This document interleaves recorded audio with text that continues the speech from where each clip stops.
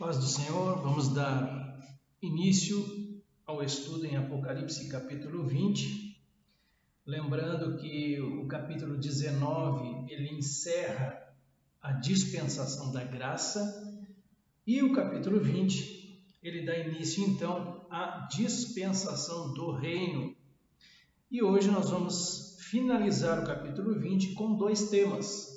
O primeiro é Satanás é solto e derrotado, e o juízo de Deus, também conhecido como o grande trono branco. Diz assim a palavra do Senhor, Apocalipse capítulo 20, versículos 7 ao 10.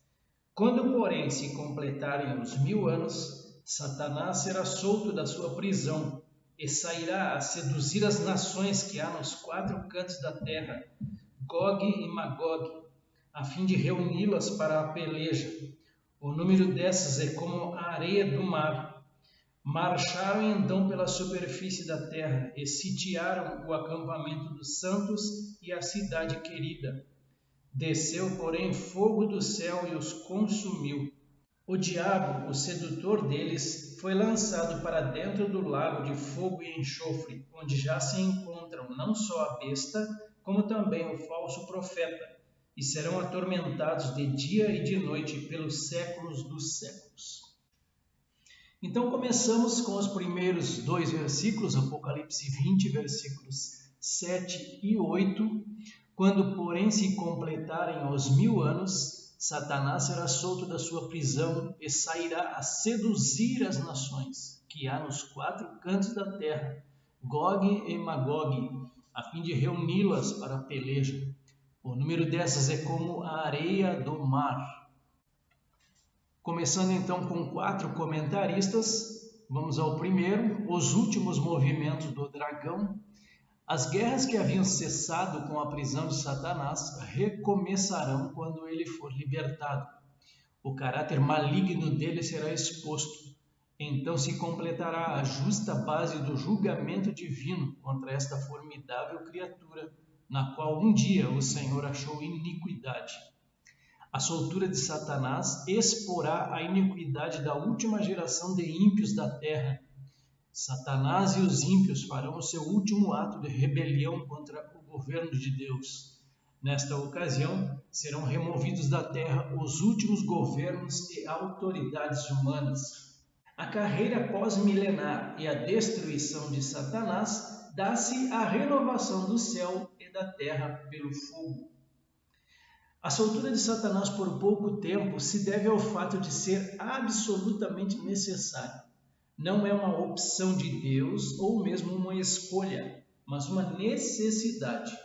Isso talvez soe mal aos nossos ouvidos, porém nos referimos a uma necessidade do exercício da justiça divina. Notemos que ele foi solto e não que se soltou, o que significa dizer que Deus reservou-lhe esse pouco tempo de liberdade, porque ele tinha e tem os seus propósitos já determinados. Então, acabando-se os 1000 anos, Satanás será solto da sua prisão. Não deve ser inferido como sendo um mero ato arbitrário da parte de Deus. Ele tem uma razão muito válida para fazer isso. Vamos a mais um comentário. A carreira e destruição pós-milenar de Satanás. Primeiro, quando os 1000 anos findarem, será o tempo da separação e destruição de todos os rebeldes, incluindo Satanás, e a aclamação dos céus e da terra pelo fogo, que resultará no novo céu e na nova terra. Segundo, Satanás, seus anjos e os demônios serão soltos do abismo. Terceiro, Satanás e suas hostes sairão pela terra para enganar as nações que não aceitaram o reino de Cristo e que no coração almejam a oportunidade de livrar-se de tais leis estritas e opressão rígida de suas concupiscências. Quarto, os rebeldes irão mobilizar-se na terra de Gog e Magog, ao norte da Palestina, na Ásia, e subir do norte a Jerusalém. Ele diz aqui para comparar com Ezequiel 38:39, que se refere à mesma parte da terra, mas a um evento antes do milênio. Quinto, os rebeldes de toda parte da terra cercarão o arraial dos santos e a capital Jerusalém. Sexto, de Deus descerá fogo do céu e consumirá todo rebelde. E sétimo, o diabo será levado e lançado no lago de fogo para sempre. Mais um comentário: eventos que antecedem ao juízo final. A última revolta de Satanás. Depois de terminado o período do milênio, Satanás será solto para provar os que nasceram durante o milênio e que ainda não tiveram oportunidade de ter sua fé provada diante das tentações malignas. Ele enganará as nações e elas não se renderão a Cristo. O mesmo fez a multidão que escolheu soltar a Barrabás e condenar Jesus. A prisão eterna de Satanás. Pela segunda vez, Deus vai mandar seus mensageiros poderosos prender o dragão, a antiga serpente, que estava no abismo. E o diabo que os enganava foi lançado no lago de fogo e enxofre, onde está a besta e o falso profeta, e de dia e de noite serão atormentados para todos sempre. Apocalipse 20:10. Só depois da última rebelião do maligno e de sua prisão para sempre é que será estabelecido o juízo final. Estamos no versículo 7 e 8. O dragão, então, Satanás, Apocalipse capítulo 20, versículo 2 e 3, então foi no início desse capítulo que estamos estudando. Ele segurou o dragão, a antiga serpente, que é o diabo Satanás, e o prendeu por 1000 anos. Lançou-o no abismo, fechou-o e pôs selo sobre ele, para que não mais enganasse as nações até que se completarem os 1000 anos. Depois disto, é necessário que ele seja solto pouco tempo. Então aqui, no versículo 7 e 8, é exatamente isso que acontece. Ele é solto por um pouco de tempo. Gog e Magog. Ezequiel 38, versículos 2 e 3, ele diz assim: Filho do homem, volve o rosto contra Gog, da terra de Magog, príncipe de Ros, de Meseque e Tubal. Então, aqui ele está claramente nos trazendo nomes de pessoas que são descendentes de Noé. Vamos a eles. Gênesis 10, 2. Os filhos de Jafé, Jafé é filho de Noé, então, Noé teve 3 filhos, Sem, Cam e Jafé. Então, Magog é descendente de Jafé, Javã, Tubal, Meseque também. E aqui onde hoje é a Rússia, são os descendentes de Jafé, Magog, Meseque e Ros, todo esse território aqui. Aqui na Turquia, descendente de Jafé também, porém, Tubal, o filho dele, são os capadócios, aqui na Turquia. Tubal também, os georgianos, aqui na Geórgia, bem próximo da Rússia também. E também da família de Tubal tem os ibéricos, da Península Ibérica, Portugal e Espanha. Todos eles são descendentes, então, de Jafé. Vamos aos comentaristas, o primeiro à esquerda, quanto à existência de várias interpretações na identificação de Gog e Magog. Optamos por aquela que as identifica como sendo habitantes do mundo das trevas, isto é, anjos caídos que não guardaram o seu estado original, aqueles que estão sob trevas e algemados justamente para o juízo desse grande dia. Os nomes Gog e Magog não devem ser confundidos com os de Ezequiel, pois ali esses nomes são utilizados como coletivos de povos rebeldes que penetram em Israel desde o norte. Seu número é como a areia do mar. Costuma-se usar essa expressão para definir uma multidão incalculável. E isso é mais uma razão por que não cremos ser essas nações constituídas de pessoas físicas. Essas nações são espíritos demoníacos que se juntam a Satanás para tentar fazer frente ao Senhor.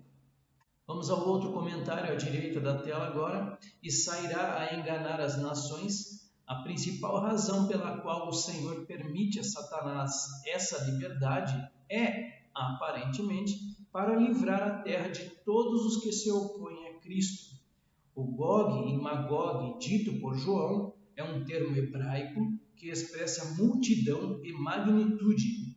Aqui inclui todas as nações, os 4 cantos da terra, a fim de ajuntá-los para a batalha, e o número deles é como a areia do mar. Revela o fato de que, virtualmente, toda a população dessa época, em particular, que não aceitou Cristo durante a Era do Reino, compartilhará o destino de Satanás, ou seja, o lago de fogo e enxofre.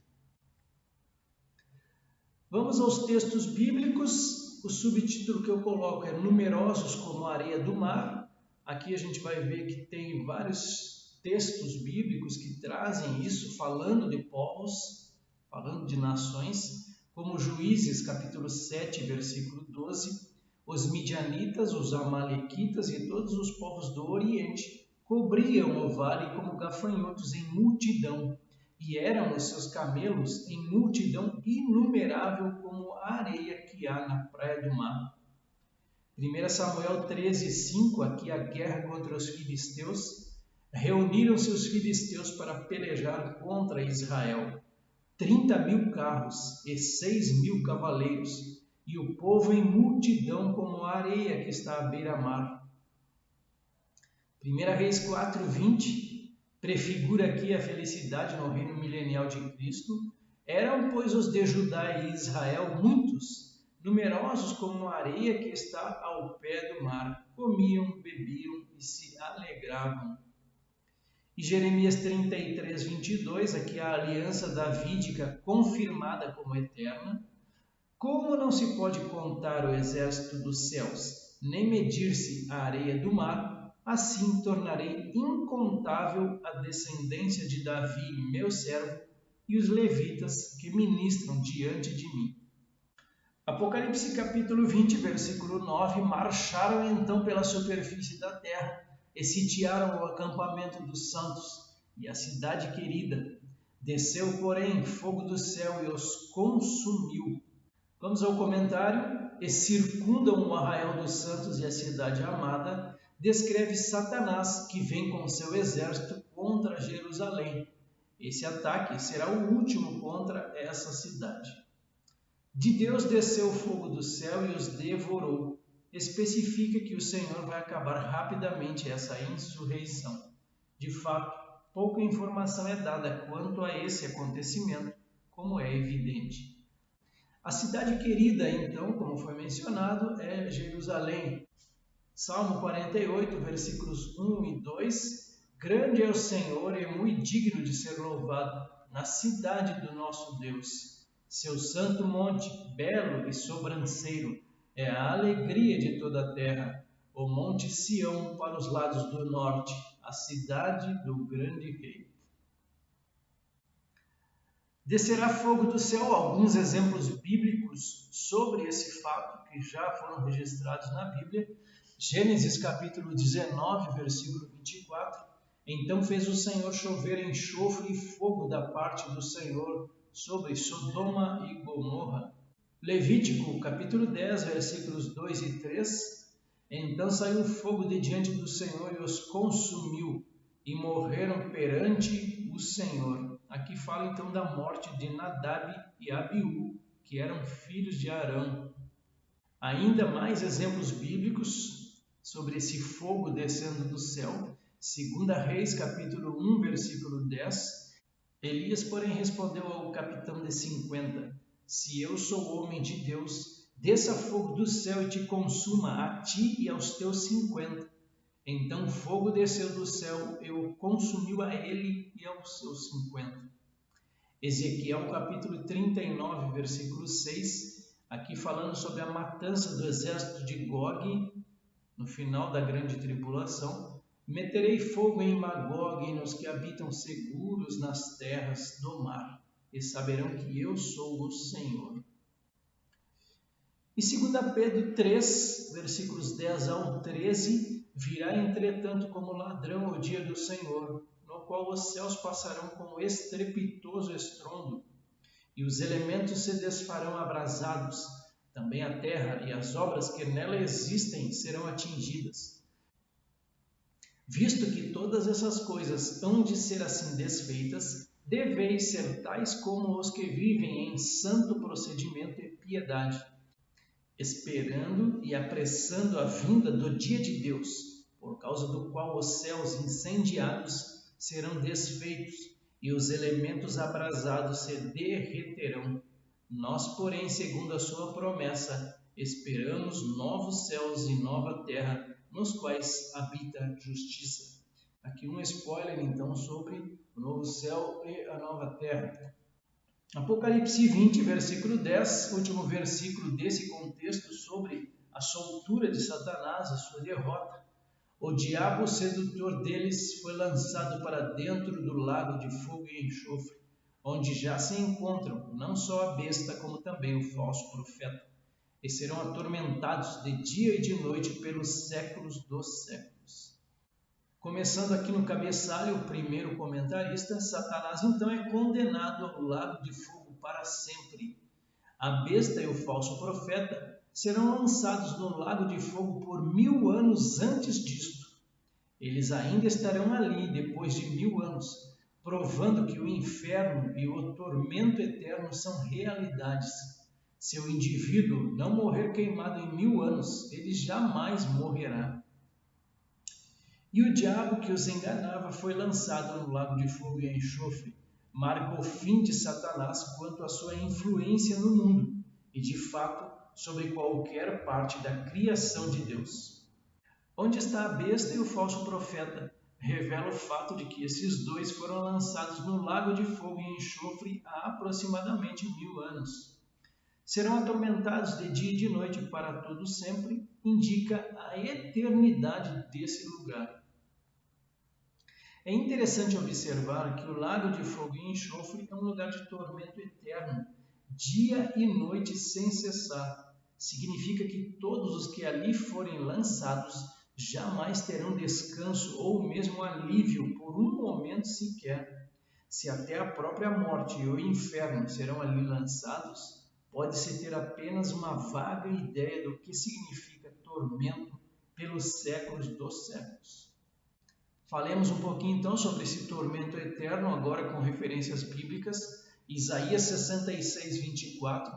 Eles sairão e verão os cadáveres dos homens que prevaricaram contra mim, porque o seu verme nunca morrerá, nem o seu fogo se apagará, e eles serão um horror para toda a carne. Aqui é a condenação eterna. Então, Mateus 25, 41 e 46. Então o rei dirá também aos que estiverem à sua esquerda: apartai-vos de mim, malditos, para o fogo eterno, preparado para o diabo e seus anjos. E irão estes para o castigo eterno, porém os justos para a vida eterna. Apocalipse 14, do versículo 9 ao 11, a realidade do inferno eterno aqui. Seguiu-se a estes outro anjo, o terceiro, dizendo em grande voz: se alguém adora a besta e a sua imagem, e recebe a sua marca na fronte ou sobre a mão, também esse beberá do vinho da cólera de Deus, preparado sem mistura, do cálice da sua ira, e será atormentado com fogo e enxofre diante dos santos anjos e na presença do Cordeiro. A fumaça do seu tormento sobe pelos séculos dos séculos e não tem descanso algum, nem de dia nem de noite, os adoradores da besta e da sua imagem e quem quer que receba a marca do seu nome. Apocalipse 19, 20. Mas a besta foi aprisionada e com ela o falso profeta, que com os sinais feitos diante dela seduziu aqueles que receberam a marca da besta e eram os adoradores da sua imagem. Os dois foram lançados vivos dentro do lago de fogo que arde com enxofre. Então vejam que a sedução é a arma de Satanás. A besta, o anticristo e o falso profeta já haviam utilizado ela, a sedução, e aqui o diabo, o sedutor deles também, foi lançado para dentro do lago de fogo e enxofre. E a última referência desse contexto aqui, o capítulo 20 também trata dos últimos julgamentos divinos relacionados à humanidade e aos seres angelicais. O julgamento de Satanás ocorrerá depois do milênio. Quando posto em liberdade, sairá a enganar as nações. Será apanhado em flagrante e lançado no lago de fogo, junto com os seus anjos, e onde já o esperarão a besta e o falso profeta. Lá serão atormentados para sempre. O lago de fogo é um lugar de eterno sofrimento. Para lá irão todos cujos nomes não constarem do livro da vida, por terem rejeitado a Cristo e sua eterna salvação. Portanto, mesmo com o risco de sermos ridicularizados, temos que mostrar aos incrédulos o terrível destino deles, caso persistam em sua rebeldia contra o Criador. Que nossa pregação seja enfática, vívida e dramática. Pode ser que, diante da visão de um lago de fogo que aguarda os que não se arrependem, nossos ouvintes possam se salvar. Amém. Então finalizamos esse contexto onde Satanás é solto e derrotado. Prosseguimos então no estudo do capítulo 20 de Apocalipse. Vamos falar sobre o juízo de Deus. Diz assim a palavra do Senhor a partir do versículo 11. Vi um grande trono branco e aquele que nele se assenta, de cuja presença fugiram a terra e o céu, e não se achou lugar para eles. Vi também os mortos, os grandes e os pequenos, postos em pé diante do trono. Então se abriram livros. Ainda outro livro, o livro da vida, foi aberto. E os mortos foram julgados segundo as suas obras, conforme o que se achava escrito nos livros. Deu o mar os mortos que nele estavam. A morte e o além entregaram os mortos que neles havia, e foram julgados um por um, segundo as suas obras. Então a morte e o inferno foram lançados para dentro do lago de fogo. Esta é a segunda morte, o lago de fogo. E se alguém não foi achado inscrito no livro da vida, esse foi lançado para dentro do lago de fogo. Então aqui a nossa tela inicial sobre o juízo final. Vi um grande trono branco e aquele que nele se assenta, de cuja presença fugiram a terra e o céu, e não se achou lugar para eles. Anteriormente nós vimos já alguns julgamentos futuros, ou alguns julgamentos escatológicos. Aqui 7 juízos nas Escrituras, eu não vou ler todo o texto, apenas os títulos de cada um deixo aqui registrado no vídeo e também na apostila. Juízo contra os pecados dos cristãos na cruz de Cristo, o auto-julgamento dos cristãos por toda a vida, o julgamento de Israel por seus muitos séculos de rebelião, o julgamento dos anjos por causa da rebelião contra Deus, o julgamento das obras dos cristãos, o julgamento das nações que estiverem vivas no segundo advento e o julgamento dos ímpios mortos, que é exatamente esse contexto aqui do juízo do trono branco. O juízo final, o que é e quando se dará? Será o juízo de Deus sobre os ímpios e suas impiedades, em todos os tempos e lugares. De acordo com a Bíblia, o juízo final do trono branco ocorrerá logo após a segunda prisão de Satanás, nos eventos finais após o milênio, depois de este ter enganado mais uma vez as nações. Quem será o juiz? O Pai é o supremo juiz, porém ele confiou ao seu Filho unigênito, Jesus Cristo, toda a autoridade no céu e na terra. Então, segundo o pastor da referência aqui, para assisti-lo no tribunal, Jesus terá ao seu lado a igreja glorificada. Jesus, juntamente com sua igreja, há de julgar os vivos e os mortos na sua vinda e no seu reino. Se alguém quer ser livre da condenação eterna, necessita aqui na terra, nos dias em que vivemos, de se arrepender dos seus pecados e entregar-se a Jesus, reconhecendo-o como Salvador e Senhor, porque depois será impossível. Paulo afirma que Deus há de julgar o mundo por meio do varão que destinou, e disso deu certeza a todos, ressuscitando-o dos mortos. Por meio de Jesus será exercido o julgamento, pois ele será o supremo juiz, assentado no trono branco no juízo final. Diante de Jesus, todo joelho se dobrará. Queiram ou não, se prostrarão diante dele os ditadores, governantes, juízes, juristas, políticos, cientistas, militares de todas as patentes, milionários em sua soberba, arrogância e prepotência, e também os pobres, analfabetos e miseráveis, se não tiverem aceitado a Cristo como Salvador. Diz a Bíblia: porque está escrito, pela minha vida, diz o Senhor, todo joelho se dobrará diante de mim, e toda língua confessará a Deus. De maneira que cada um de nós dará conta de si mesmo a Deus. Glória a Deus, pois atualmente já temos o privilégio de dobrar os nossos joelhos e adorar ao Senhor em espírito e em verdade. Quem terá de prestar contas ao justo juiz? Vejamos todos que serão julgados. Segundo ele, primeiro serão julgados todos os que, desde Caim, amam e praticam a iniquidade. Estes, se não se arrependerem de seus pecados, vão enfrentar o juízo divino. Também serão julgados todos os que estiverem vivos naquela ocasião.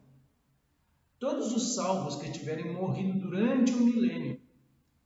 Os anjos caídos que se rebelaram contra Deus também terão de comparecer ao julgamento para receber o seu castigo. Também vão prestar contas a Deus todos os falsos profetas, os falsos obreiros e pseudo-pastores, que afastaram as pessoas e as impediram de conhecer o Filho de Deus. Ali estarão também todos os governantes, magistrados, juízes e políticos que aprovaram leis contra os princípios divinos, leis que perverteram o direito dos pobres, dos órfãos e das viúvas. Vivos ou mortos, estes não escaparão do tribunal divino. Vamos aos comentaristas então. A segunda ressurreição e o juízo final. Os ímpios são mortos e os anjos caídos são julgados. Todos os anjos iníquos, demônios e homens são lançados num lago de fogo para sempre. O outro comentário diz que a Bíblia nos ensina a respeito de vários julgamentos, como por exemplo o julgamento entre ovelhas e bodes, o tribunal de Cristo e o tema desta lição, o grande trono branco. Os crentes fiéis ao Senhor Jesus não terão de passar por tal julgamento. Todos os que serão julgados perante o grande trono branco já têm uma sentença e um destino reservados, o inferno. Tal sentença é porque estes rejeitaram a Deus, não se arrependendo de seus pecados. Não adianta viver uma vida de prazeres e deleites longe do Criador e passar toda a eternidade no inferno. Muitos não creem, porém, o dia do juízo final virá e os incrédulos vão receber a sua recompensa. Todas as suas más ações estão sendo registradas nos livros divinos e serão uma a uma reveladas no trono branco. De acordo com a palavra de Deus, este será um dia de ajuste de contas, onde todos os ímpios estarão perante Deus e terão de responder por seus atos. O julgamento se dará diante do trono branco de Deus. Deus ama a todos e deseja que toda a humanidade seja salva, mas para os que não creem, os incrédulos, ele tem uma sentença que já foi declarada por seu Filho. Quem crê nele não é condenado, mas quem não crê já está condenado, porquanto não crê no nome do unigênito Filho de Deus. João 3,18. Vi um grande trono branco, revela o julgamento final dos não redimidos, que ocorrerá no final da era do reino. E o que estava sentado sobre ele fala de ninguém mais que Deus. No entanto, devemos entender que é a pessoa da divindade, o Senhor Jesus Cristo. Ele é o Salvador hoje e amanhã será o juiz, de cuja presença fugiu a terra e o céu, e não se achou lugar para eles. Isso significa que um novo céu e uma nova terra estão próximos. Sobre esse grande trono branco, deixar algumas referências aqui. Abraão intercede junto a Deus pelos homens, Gênesis 18, 25. Longe de ti eu fazeres tal coisa, matares o justo com o ímpio, como se o justo fosse igual ao ímpio. Longe de ti, não fará justiça o juiz de toda a terra? Salmo 47, 8. Deus, o Rei da terra, Deus reina sobre as nações, Deus se assenta no seu santo trono. Atos 17, 30 e 31, julgamento do grande trono branco. Ora, não levou Deus em conta os tempos da ignorância. Agora, porém, notifica aos homens que todos, em toda parte, se arrependam, porque estabeleceu um dia em que há de julgar o mundo com justiça, por meio de um varão que destinou e acreditou diante de todos, ressuscitando-o dentre os mortos. Mais um comentário: fugiram a terra e o céu. Está claro o uso do termo em um sentido figurado aqui em Apocalipse 12, 6 e 16, 20. Se fosse literal, os céus e as ilhas não existiriam nesta época, pois por 2 vezes eles fogem durante a tribulação. Apocalipse 6, 14 e 16, 20 também. Nunca deixarão de existir, porque são eternos. Então vamos às referências bíblicas, de cuja presença fugiram a terra e o céu, e não se achou lugar para eles. 2 Pedro, capítulo 3, versículos 7 e do 10 ao 13. O julgamento do grande trono branco e a renovação pelo fogo. Ora, os céus que agora existem e a terra, pela mesma palavra, têm sido entesourados para fogo, estando reservados para o dia do juízo e destruição dos homens ímpios. Apocalipse 6, 14. E o céu recolheu-se como um pergaminho quando se enrola, então todos os montes e ilhas foram movidos do seu lugar. Essa é uma citação aqui deste comentarista, Apocalipse 6, 14. E Apocalipse 12, 6, a mulher, porém, fugiu para o deserto, onde lhe havia Deus preparado lugar para que nele a sustentem durante 1260 dias. Todas as ilhas fugiram e os montes não foram achados. Apocalipse 16, 20. Aqui fugiram e não foram achados em sentido figurado? Possivelmente sim. Salmo 78, 69. E construiu o seu santuário, durável como os céus e firme como a terra que fundou para sempre. Então aqui fala da eternidade dos céus e da terra. Da mesma forma, Salmo 89, versículo 36, falando da eternidade do sol, a sua posteridade durará para sempre e o seu trono como o sol perante mim. Salmo 104, 5, a eternidade da terra, lançaste os fundamentos da terra para que ela não vacile em tempo nenhum. Vamos agora a Eclesiastes capítulo 1, versículo 4 e 5, a eternidade da terra e do sol. Geração vai e geração vem, mas a terra permanece para sempre. Levanta-se o sol e põe-se o sol, e volta ao seu lugar, onde nasce de novo. Apocalipse 20, versículos 4 e 5, o fim da primeira ressurreição. Vi também tronos, e nestes sentaram-se aqueles aos quais foi dada a autoridade de julgar. Vi ainda as almas dos decapitados por causa do testemunho de Jesus, bem como por causa da palavra de Deus, tantos quantos não adoraram a besta, nem tampouco a sua imagem, e não receberam a marca na fronte e na mão, e viveram e reinaram com Cristo durante 1000 anos. Os restantes dos mortos não reviveram até que se completassem os 1000 anos. Apocalipse 20, versículo 12. Vi também os mortos, os grandes e os pequenos, postos em pé diante do trono. Então se abriram livros. Ainda outro livro, o livro da vida, foi aberto. E os mortos foram julgados segundo as suas obras, conforme o que se achava escrito nos livros. Os mortos serão julgados então, Salmo 28, versículo 4, paga-lhes segundo as suas obras, segundo a malícia dos seus atos, dá-lhes conforme a obra de suas mãos, retribui-lhes o que merecem. Eclesiastes 12, 13 e 14, as principais obrigações do homem.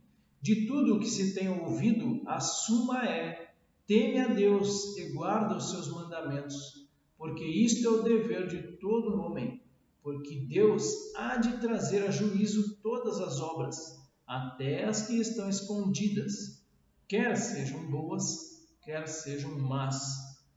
Provérbios 24, 12. Se disseres, não o soubemos, não o perceberá aquele que pesa os corações? Não o saberá aquele que atenta para a tua alma? E não pagará ele ao homem segundo as suas obras? Vi os mortos, grandes e pequenos, que estavam diante de Deus. Diz respeito à segunda ressurreição, a ressurreição para a perdição. E continuamos aqui com as referências bíblicas: os mortos serão julgados. Jeremias 17, 10. Eu, Senhor, esquadrinho o coração, eu provo os pensamentos, e isto para dar a cada um segundo o seu proceder, segundo o fruto das suas ações. Jeremias 32, 19. Porque os teus olhos estão abertos sobre todos os caminhos dos filhos dos homens, para dar a cada um segundo o seu proceder, segundo o fruto das suas obras. João 5, 28 e 29. Não vos maravilheis disto, porque vem a hora em que todos os que se acham nos túmulos ouvirão a sua voz e sairão. Os que tiverem feito o bem, para a ressurreição da vida, e os que tiverem praticado o mal, para a ressurreição do juízo. João capítulo 11, versículo 25 e 26. Disse-lhe Jesus: eu sou a ressurreição e a vida. Quem crê em mim, ainda que morra, viverá, e todo o que vive e crê em mim não morrerá eternamente. Atos 24, versículos 14 e 15. Porém, confesso-te que, segundo o caminho, a que chamam seita, assim eu sirvo ao Deus de nossos pais, acreditando em todas as coisas que estejam de acordo com a lei e nos escritos dos profetas, tendo esperança em Deus, como também estes a têm, de que haverá ressurreição, tanto de justos como de injustos. Romanos 2, do 5 ao 8, falando do julgamento de Deus. Mas segundo a tua dureza e coração impenitente, acumulas contra ti mesmo ira para o dia da ira e da revelação do justo juízo de Deus, que retribuirá a cada um segundo o seu procedimento. A vida eterna aos que, perseverando em fazer o bem, procuram glória, honra e incorruptibilidade, mas ira e indignação aos facciosos que desobedecem à verdade e obedecem à injustiça.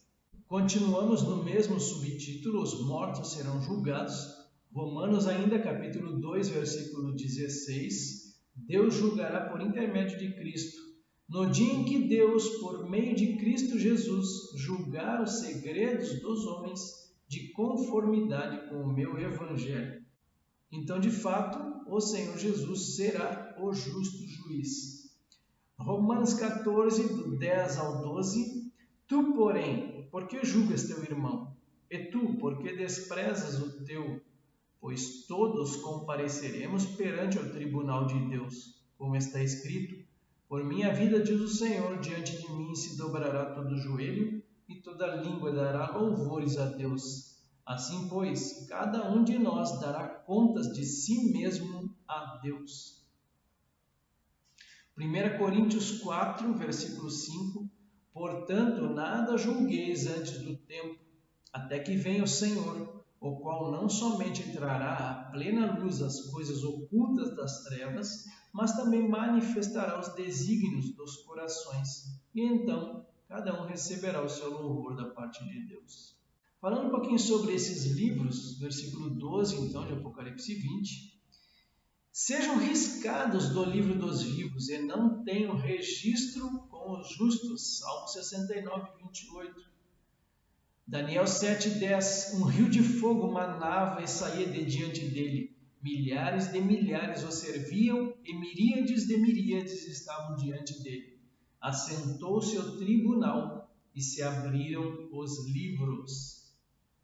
Daniel 12, versículo 1 e 2. Nesse tempo se levantará Miguel, o grande príncipe, o defensor dos filhos do teu povo. E haverá tempo de angústia, qual nunca houve, desde que houve nação até aquele tempo. Mas naquele tempo será salvo o teu povo, todo aquele que for achado inscrito no livro. Muitos dos que dormem no pó da terra ressuscitarão, uns para a vida eterna e outros para a vergonha e horror eterno. Apocalipse capítulo 3, versículo 5. O vencedor será assim vestido de vestiduras brancas, e de modo nenhum apagarei o seu nome do livro da vida.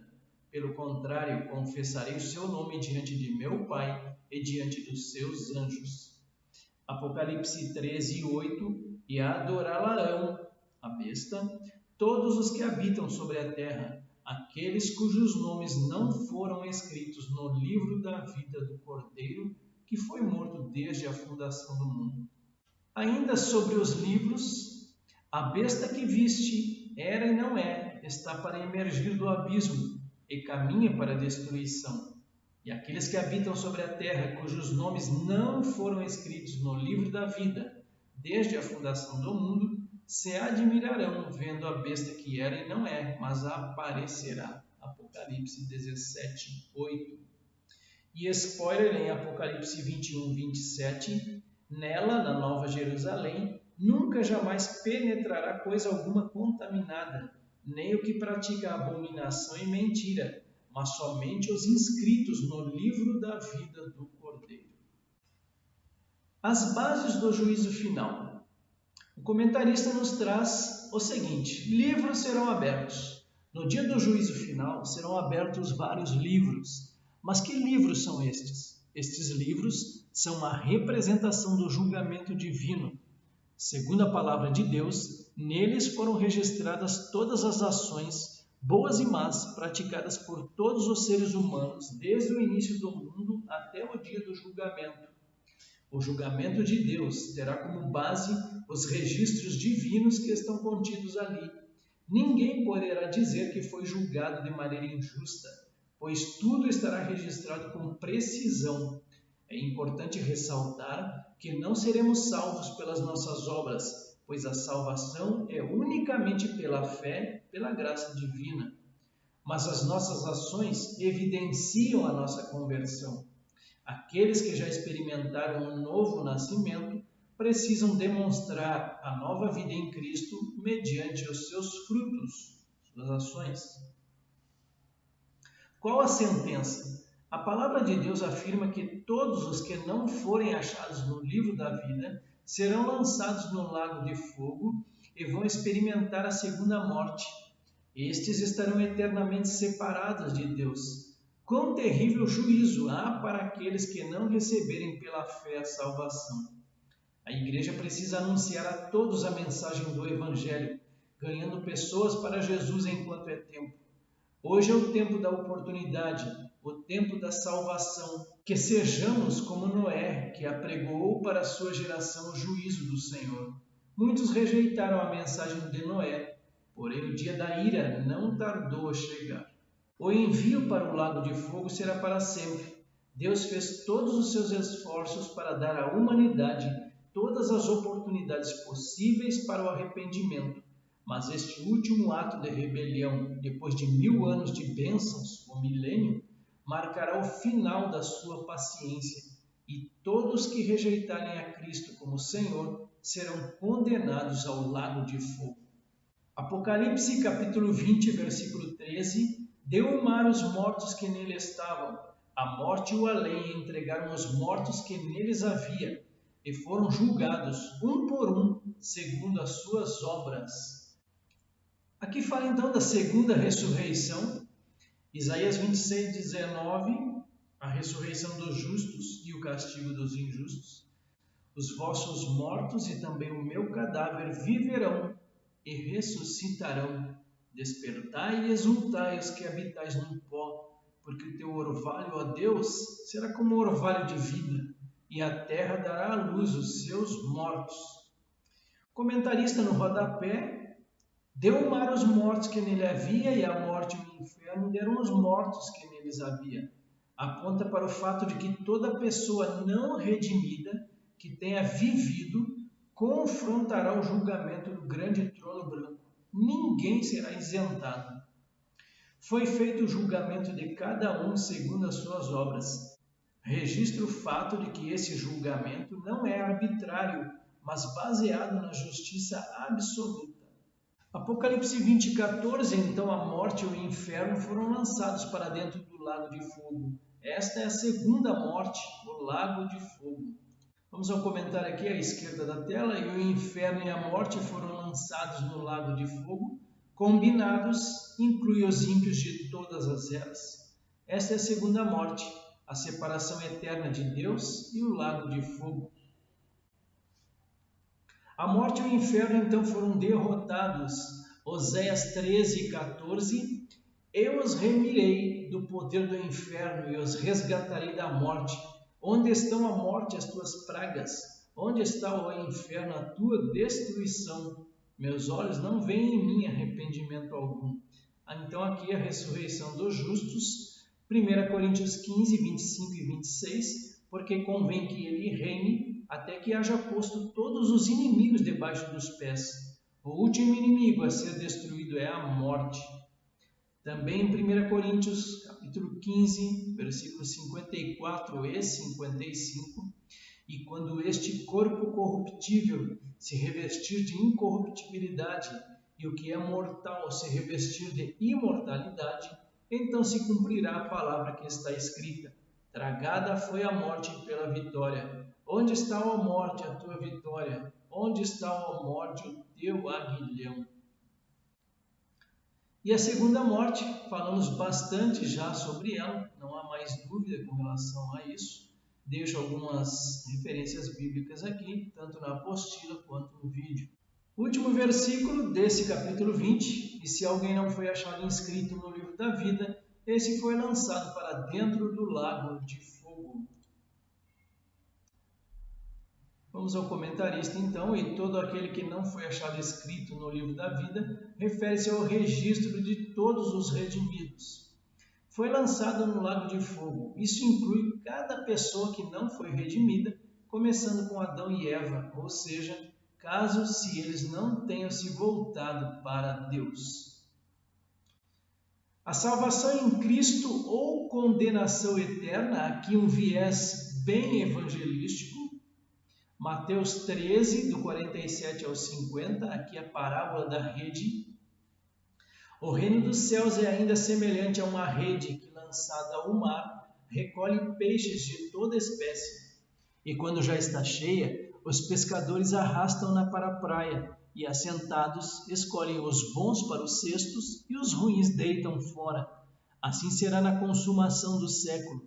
Sairão os anjos e separarão os maus dentre os justos, e os lançarão na fornalha acesa. Ali haverá choro e ranger de dentes. Mateus 25:41, o julgamento das nações. Então o rei dirá também aos que estiverem à sua esquerda: apartai-vos de mim, malditos, para o fogo eterno, preparado para o diabo e seus anjos. Marcos 9:47 e 48. E se um dos teus olhos te faz tropeçar, arranca-o. É melhor entrares no reino de Deus com um só dos teus olhos do que, tendo os dois, seres lançados no inferno, onde não lhes morre o verme, nem o fogo se apaga. Marcos 16:15 e 16. E disse-lhes: ide por todo o mundo e pregai o evangelho a toda criatura. Quem crer e for batizado será salvo, quem porém não crer será condenado. João, capítulo 3, do 16 ao 19. Porque Deus amou ao mundo de tal maneira que deu o seu Filho unigênito, para que todo o que nele crê não pereça, mas tenha vida eterna. Porquanto Deus enviou o seu Filho ao mundo não para que julgasse o mundo, mas para que o mundo fosse salvo por ele. Quem nele crê não é julgado. O que não crê já está julgado, porquanto não crê no nome do unigênito Filho de Deus. O julgamento é este, que a luz veio ao mundo, e os homens amaram mais as trevas do que a luz, porque as suas obras eram más. João capítulo 3 também, versículo 36, falando da rebeldia humana. Por isso, quem crê no Filho tem a vida eterna, o que todavia se mantém rebelde contra o Filho não verá a vida, mas sobre ele permanece a ira de Deus. Prosseguimos com esse viés evangelístico, a salvação em Cristo ou condenação eterna. Hebreus capítulo 2, versículos 2 e 3. Se, pois, se tornou firme a palavra falada por meio de anjos, e toda transgressão ou desobediência recebeu justo castigo, como escaparemos nós se negligenciarmos tão grande salvação, a qual, tendo sido anunciada inicialmente pelo Senhor, foi-nos depois confirmada pelos que a ouviram? Hebreus também, capítulo 9, versículos 27 e 28. Após a morte física, vem o juízo de Deus. E assim, como os homens estão ordenados a morrerem uma só vez, vindo depois disto o juízo, assim também Cristo, tendo se oferecido uma vez para sempre, para tirar os pecados de muitos, aparecerá segunda vez sem pecado aos que o aguardam para a salvação.